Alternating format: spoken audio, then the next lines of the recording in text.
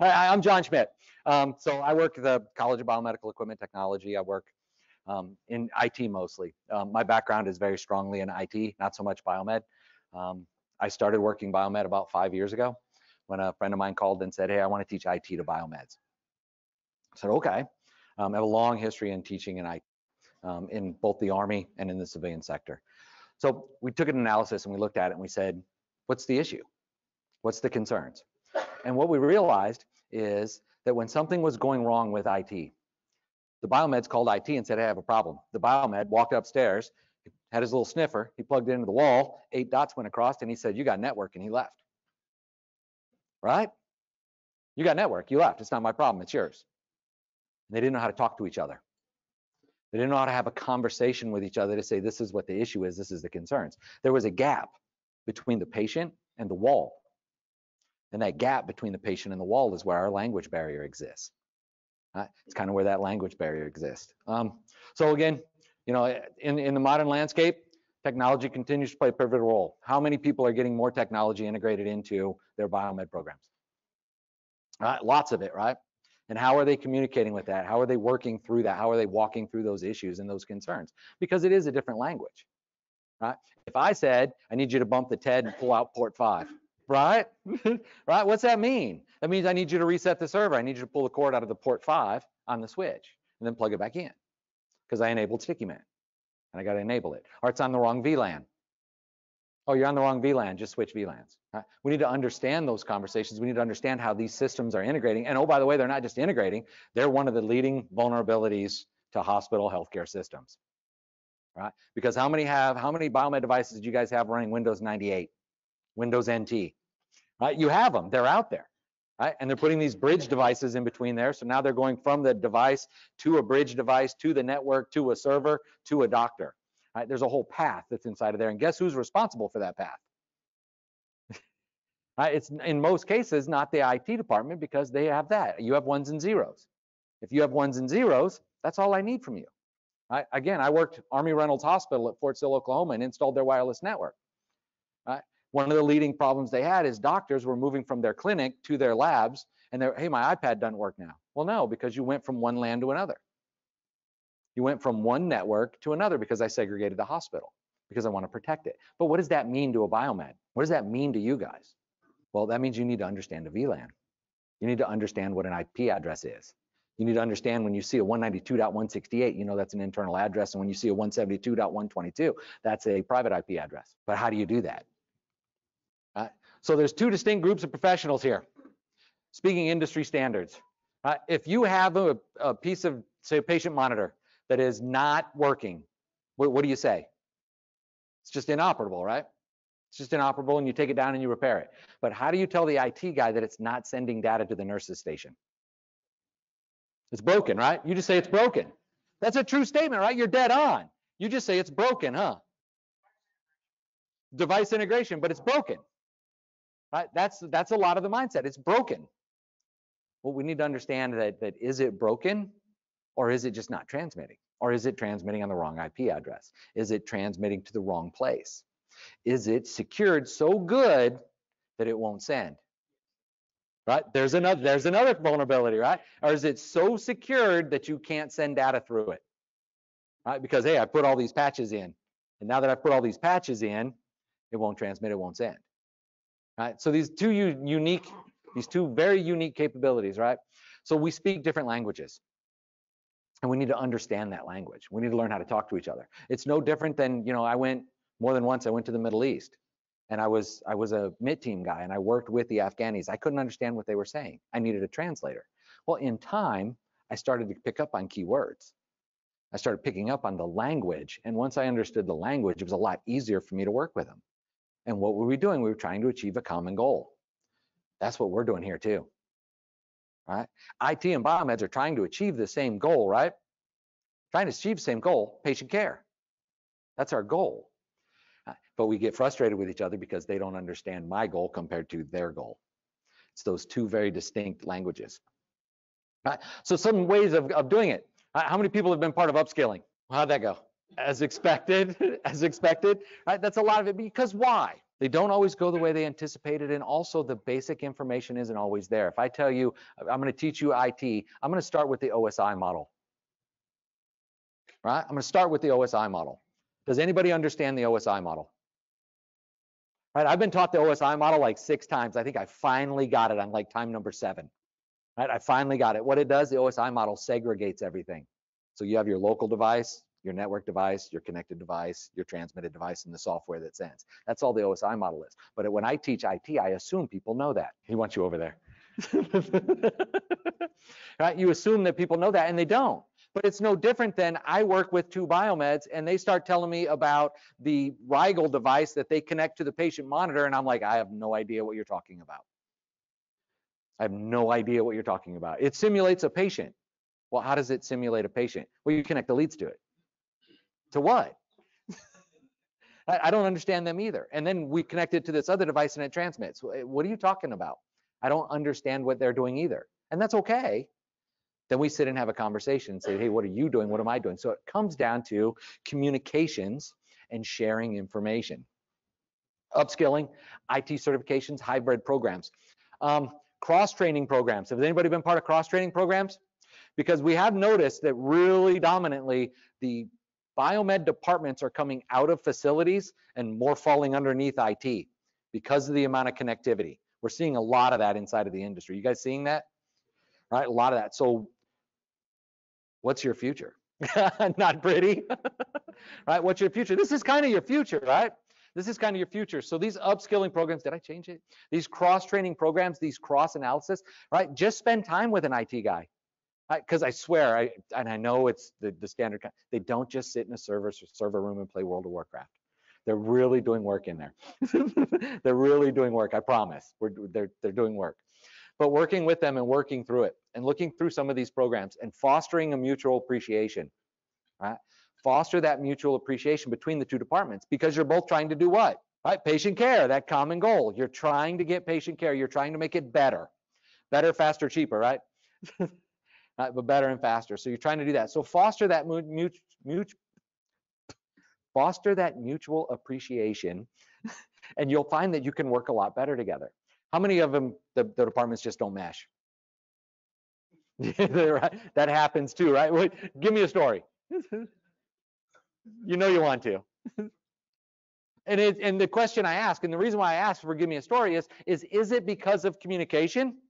Or is it because of roles and responsibilities? More the same? A little bit of both. Roles and responsibilities get in the way too, right? Because in order for you to get on a military network, right, Reynolds Army Hospital, that's where I work, you had to have Security Plus in an environment. I can't even give you an admin password without it. And other organizations kind of have the same requirements. You have to have a certain level of training before you can be giving access to network systems. Why is that? Because it's the #1 vulnerability in the hospital. Right? And it makes sense in a way, doesn't it? I mean, if you really think about it, they can't just say, oh, okay, here you go, have a login. You just can't. You just can't. But understanding that is the important part. And it's the same thing. I can't just go into a hospital and plug a network cable into your patient monitor and think it's going to work. I don't know the setups. I don't know the requirements. It's the same thing. I got to have you there with me and working together to achieve this common goal. Right? Again, to improve patient care. We talked about that. So some case studies. Let's talk about some case studies, some things that have happened, uptraining, upskilling, some important stuff. MD Anderson. Everybody know who MD Anderson is? MD Anderson? So MD Anderson called us 4 years ago, 5 years ago, and said, we're having a problem with this communication thing. They got realigned. They got realigned underneath IT. And they had like 27 biomed techs who couldn't have a conversation. Right? They were like, hey, they could fix a bed, they could fix a patient monitor, defibrillator, infusion pump. They were on it. They couldn't connect it to the network. They just couldn't get it to go. So we said, what are your major needs? What are your gaps? What are your skills? And that's the first thing you got to do to bridge this gap, is you got to understand your capabilities. You got to understand, what does your team know? Because there are all those things, right? I can't remember who said it. Monty could probably tell me. There's things we know, there's things we don't know, and there's things we don't know we don't know. Right?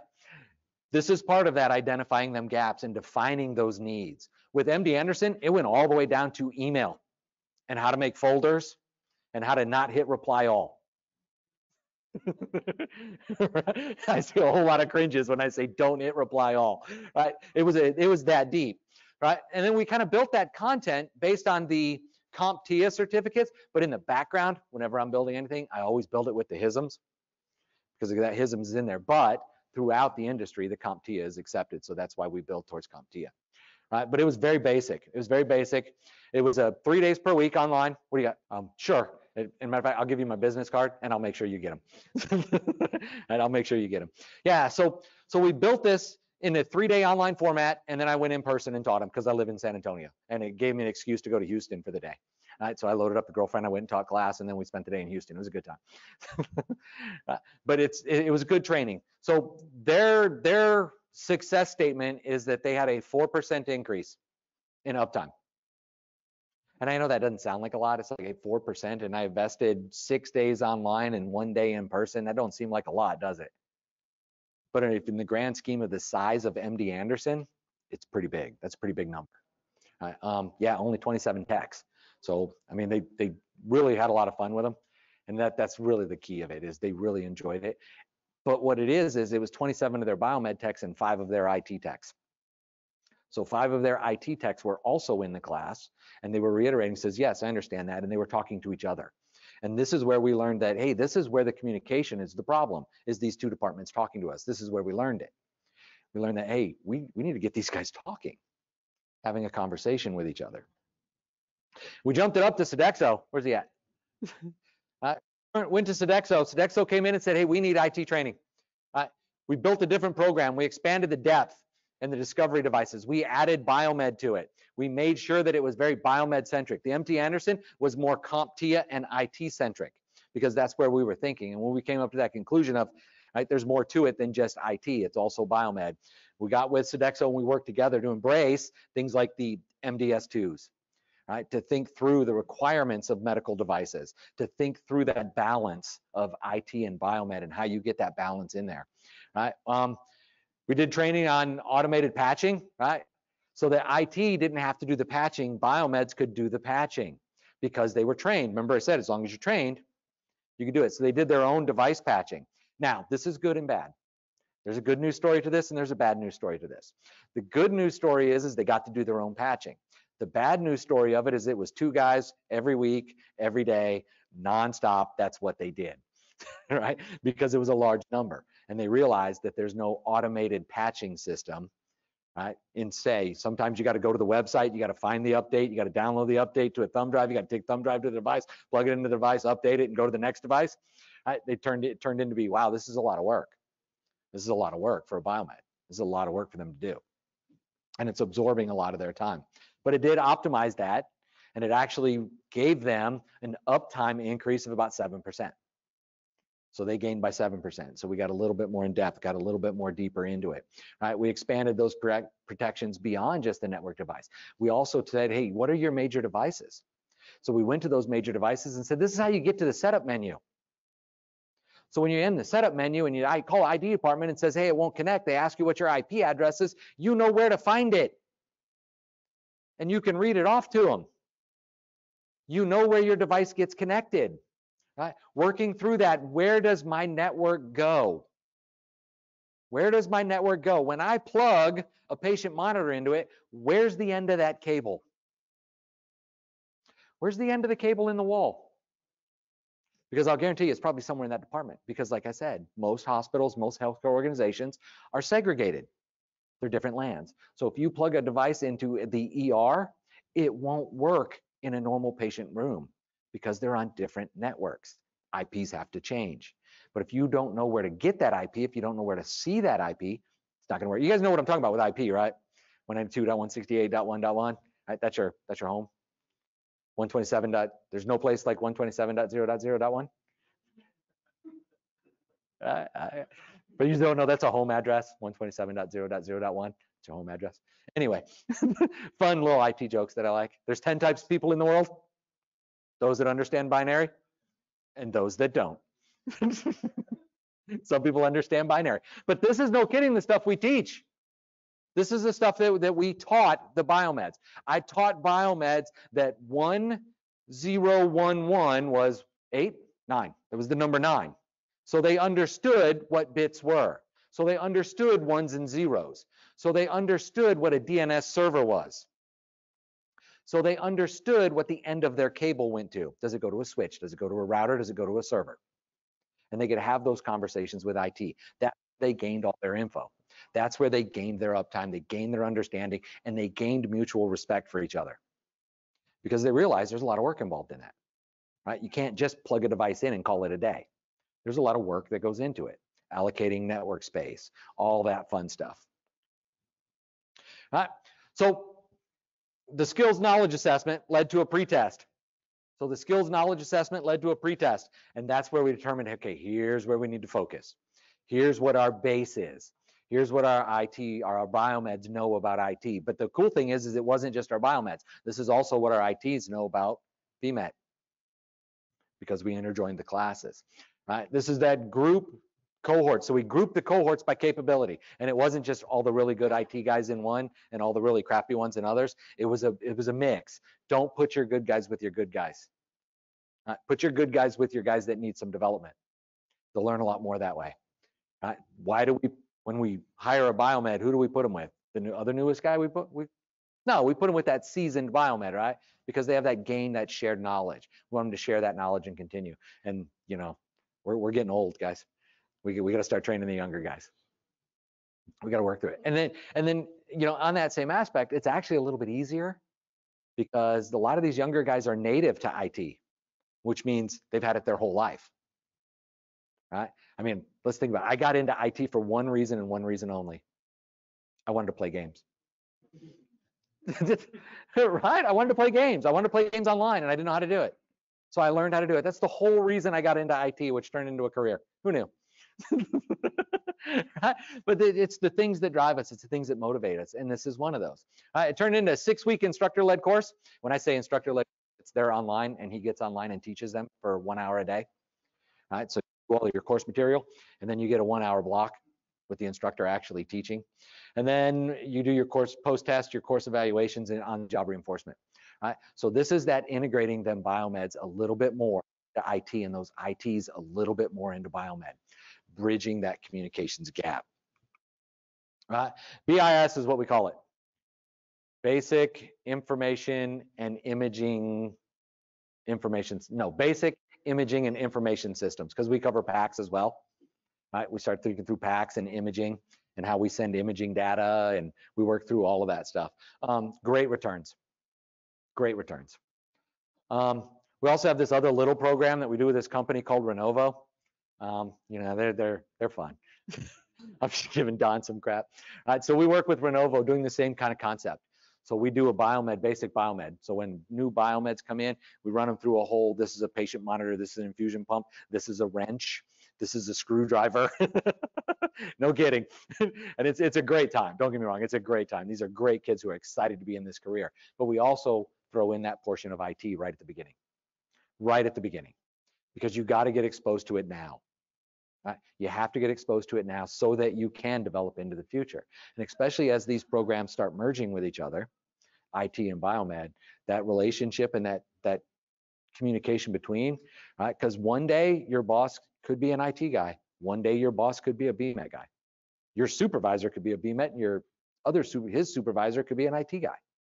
And understanding that conversation. How is money allocated in hospitals? You say poorly, right? By need, right? It's allocated by need. I'll say it. It's allocated by need, So who gets all the money? Why? Because they show that need, that requirement, right? Because if you get some ransomware, it's definitely a need, right? If you get ransomware on your system and everything shuts down, it's definitely a need.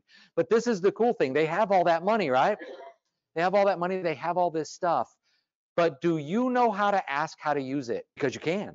Because they have things like network sniffers and map devices. They have ways to map everything that's connected to your network and tell you what bio devices are currently connected and where they're at. All you have to do is ask them and know that they have that capability. You can have them scan your network and look for updates, things that are out of date. They can do that for you. Inventory control can't find a device. They might help you find it because it might be connected somewhere. But if you don't know to ask, you can't ask. This is where those increases come in.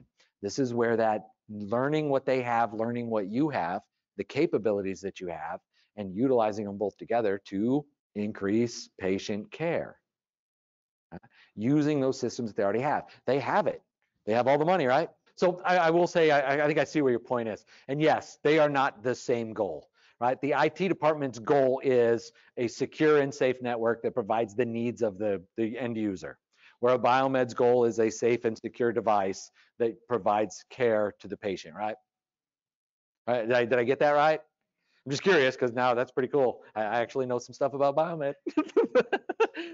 So, but at the end of the day, it is the same. It's about safely getting a patient in, treated, and out.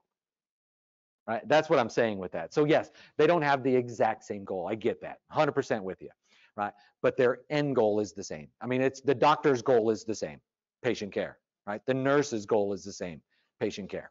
If everybody works towards this pyramid, we have all these goals below us, right? Pharmacy has a goal, doctors have a goal, Biomed has a goal, IT has a goal, surgical has a goal. Everybody has a goal. But at the end of the day, they have to pyramid to taking care of me. At least that's what I hope, right? That's my hope. Am I wrong? My hope is. Now, I get it. Sometimes dollars involved in that and what healthcare I have. But the end goal is that pyramid to care. Did you have something? So 5 years ago, I would have told you none. Today, I'll tell you probably about 30, 40%. Right? Because of that requirement, that CompTIA. But the more that HIMSS gets involved, and I can't remember the acronym, so yeah, it's HIMSS, but I don't remember what it stands for. Healthcare Information Management, something, something, something. The more they get integrated into it, the more people are starting to understand. But in the same aspect, that's where, again, communication has to take place. I can't have you just pushing updates. You can't just push updates because patient care will be affected. And it's, again, in the verbiage that you have to use. It's not, I can't have you push updates because my infusion pump won't work no more. Because IT's like, so put another one on it. It's, I can't have you pushing updates because you could harm a patient. IT don't understand that. And then get sued. Yeah, the sued part, that's inevitable. We have lawyers for that. Right? But they need to understand, the IT person needs to understand that you have a requirement to patient care, exactly what you said. Different goals, and make sure that we're working that same goal. Would you have? Absolutely, absolutely. Oh, that's loud. Absolutely, 100% agree with you on that one. And this is where the problem lies, is that biomeds are not part of change management, right? They don't want you there, but can you articulate the reason? Can you articulate the reason why you need to be there? Right? And can you make them understand that this is why I need to be here because you're causing problems at this lower level? I get it. You have a goal as well, and you have to do it, right? They have to secure it. Don't get me wrong. They have to secure it. But they have to think through, no, because there's other ways to do it. Because I can not push an update, I can put a gateway in the middle instead. So instead of updating that device, I could put a gateway device in the middle that is secure. They're all over. You can get them everywhere, right? And that can be secured. But they don't know that because you're not there. And I'm not blaming you. Don't get me wrong. And it's a holistic thing because, you know, and I've heard it from people like Don. I've heard it from, you know, Dan Adams, some other people that I've had conversations with that Biomed is coming into its own in coming out of the basement and being in front of that C-suite, being in front of those things. What do you got? Yeah, that's definitely a problem. I mean, to be on the change control and not have input is a problem because you really do need to be involved in change control and change management. I mean, that's a critical task, especially how many devices are you running that are end of life, right? How many devices are you running that are end of life? So it's really critical that you participate in this thing called change management, but also not just participate, but have a voice in it because it will have effects, right? And it definitely, and you know, and I'm with you on it, right? And I've seen it exactly what you said, where the hierarchy just can't be broken because of I have this task, and I've also seen it in large organizations where that was broke down. They just did it different ways, and you have to figure out what works inside of your organization. Yeah, so I go to HIMSS, I go to the HIMSS conference. I also go to a couple other ones, and I do the same thing here. Talk to your biomeds. Yeah, and don't get me wrong, communication is not going to fix everything because some things just are critical. They just are critical and have to get done, right? And it's no different than, you know, your own realm, right? There are devices just have to get fixed, right? A CT, it's just got to get fixed. Right. I know. Right. Yes. So, and again, you got to figure out how that works inside your organization so that you stop chasing your tail. And it's hard. If there was an easy answer, there wouldn't be people up here like me talking. And so I don't have the answer for your specific problem, but I can tell you that what is working is communication and getting involved. Communicating and getting involved and trying to intermix those organizations. Right? Trying to intermix your biomed and your IT organizations to where they gain an understanding and a respect for what they have to do and what they have to accomplish. Because understanding that is just as important, right? Because it's one thing to know that somebody's there, it's another reason to understand why they're there, right? I don't know, what do you have? So they're getting there, they just keep wording it wrong. So the last one they put out had a whole lot of should, could, and would. And the industry said, well, if I should, would, or could, then I don't, won't, and will. Right, so they're rewriting. So it's coming. It's just a question of time. You know, the wheels of the FDA, they're kind of slow. And it's in progress. It's working. It's slow. And it is. So realistically, think, how long have we been doing this IT integration? We've been doing it for a while in all actuality, just at what scale? Right? And it's kind of Moore's Law. You guys understand Moore's Law? Right? So I worked for the Intel Corporation, where I kind of started in IT, and Gordon Moore was one of the founding fathers, so we had to make sure that law stayed in effect. But what it means is that if I make a transistor with 100 chips on it in a year, in 6 months I got to make one with 200, and in 3 months I got to make one with 400, and in a month and a half I got to make one with 800. I have to double in the half iterations. So it's developing really fast. IT is developing really fast. In the scheme of things, how long has the automobile been around? Over 100 years, right? And it's barely gotten to where we can get gas mileage out of them. IT is kind of the same boat. It's relatively a new thing.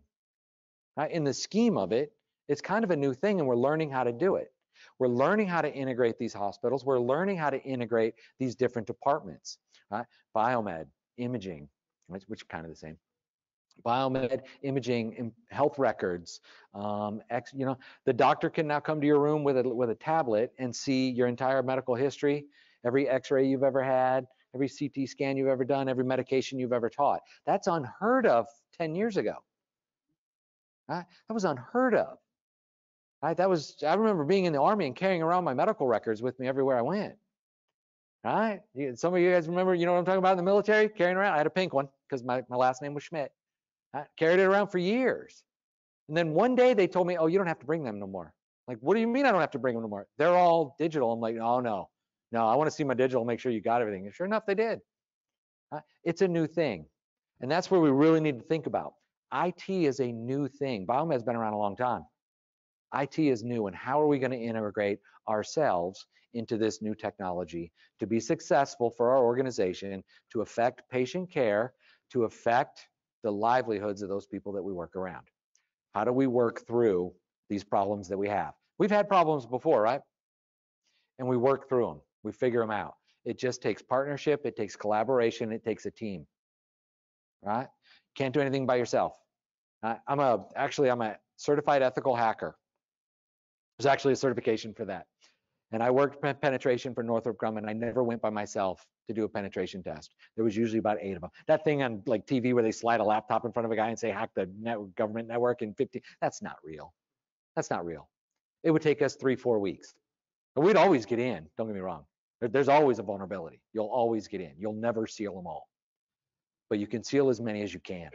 And how do you seal as many as you can? Is you work together. You work as a team in order to reach that common goal. Any other questions and input?